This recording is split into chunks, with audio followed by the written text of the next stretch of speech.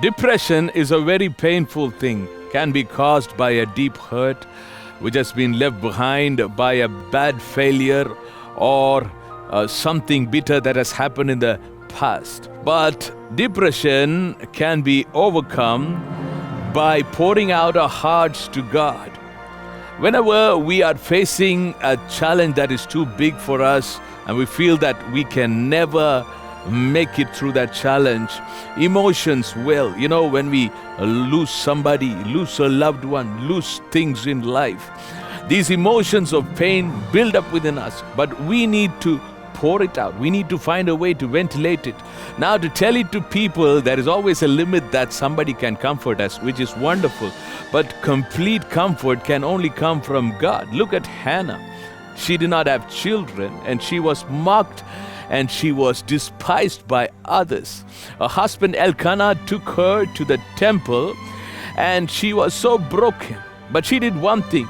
She went into the house of God, and she was weeping and praying and crying, that the priest Eli looked at her and even asked if she was drunk. But she said, "No, my Lord, I have poured out my agony in the presence of God." Eli said that God has heard her prayer, and just exactly later on she received a boy child, Samuel, whom she dedicated to God. God turned her mourning into dancing. So also, whenever we are in pain, we need to make a decision not to just hold the pain to ourselves, but we have a God who not only listens to our joyful praises, but also to our mourning times.